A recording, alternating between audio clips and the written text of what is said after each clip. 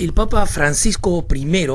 que emblemáticamente ha tomado este nombre que claramente se refiere a San Francisco, al reformador, él, un jesuita, como saben ustedes, es el primero en muchas cosas, el primer papa del Nuevo Mundo, el primero en la historia. Si hubiera sido un papa africano, no hubiera sido el primero, porque la historia tiene dos papas africanos del norte de África, cuando era un terreno católico próspero en fe, antes de la destrucción islámica del norte de África como territorio cristiano. Pero es el primer papa, es el primer jesuita que llega al pontificado de Pedro, y es la persona que por primera vez escoge el nombre Francisco. Entonces es primero en varias cosas, el primer argentino también, de más decirlo. Y ustedes también han visto algunos rasgos de su biografía. Es porteño, nació en Buenos Aires, 17 de diciembre, o sea que cumple años 2 días antes que yo. Nació en 1936, padres italianos. El papá Mario Bergoglio era un empleado ferroviario, su mamá Regina, o Regina, en Argentina, era ama de casa, 5 hijos, 4 hermanos. Estudió escuela industrial, se graduó como técnico químico y decidió ser sacerdote ya cuando tenía 21 años, en una época en que normalmente esta decisión se tomaba antes, ¿no? Después de estudiar en la Universidad de Buenos Aires, fue un sacerdote durante mucho tiempo de la Compañía de Jesús, un sacerdote bastante importante dentro de la Compañía de Jesús. Pero hay algunos datos que son poco conocidos y que me parece importante tener en cuenta. Cuando él fue provincial de los jesuitas, cuando el Papa hoy Francisco fue provincial de los jesuitas, tuvo una relación muy tensa con su propia orden. Una relación que hoy en día, obviamente, quienes fueron protagonistas de esa tensión o no están o no van a admitir, pero él, cuando ustedes ven su currículum, van a ver que tiene una carrera destellante, que tiene un papel fundamental en la fundación, junto con el padre Ismael Quiles, la consolidación de la Universidad de El Salvador, ¿no?, como una universidad católica. El padre Bergoglio es el que va a hacer que la universidad no dependa de los jesuitas, y lanzó una campaña de reforma dentro de su provincia que fue tremendamente resistida y contestada por la provincia jesuita, y que lo dejó a él básicamente aislado desde el punto de vista del reformador. En consecuencia, es una persona que no teme estar sola y hacer las cosas que considera que tiene que hacer. Ese es un dato importante para quienes son conscientes, para quienes somos conscientes de la necesidad, por ejemplo, de la reforma de la curia.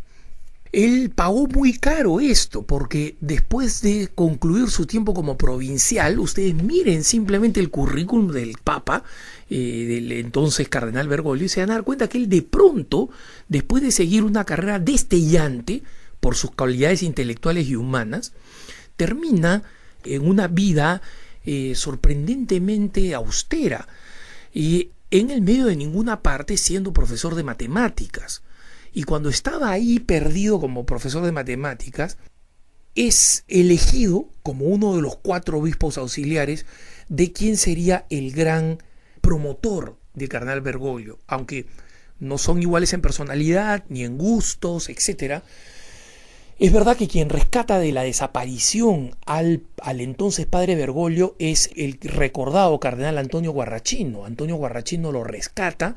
haciéndolo uno de sus auxiliares, y después finalmente él lo convierte en obispo coadjutor en 1997, cuando el cardenal Guarrachino ya comenzó a tener problemas de flebitis, no podía caminar, y en consecuencia coadjutor significa que básicamente lo anunció como su sucesor. En menos de un año, en 1998, ya terminó reemplazándolo en el puesto y convirtiéndose en el cardenal arzobispo de Buenos Aires, en el arzobispo de Buenos Aires. El Papa Juan Pablo II lo crea a él cardenal el año 2001, y una de las cosas interesantes es que, en primer lugar, lo crea cardenal de la parroquia de San Roberto Belarmino, ¿no? Esta es una parroquia que tiene una profunda tradición jesuita.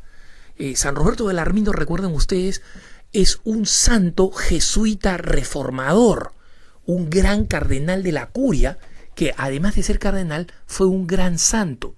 Y los jesuitas que han sido hechos cardenales siempre han tenido una estima especial por esta parroquia. El predecesor de Jorge Mario Bergoglio en esta parroquia fue otro cardenal jesuita,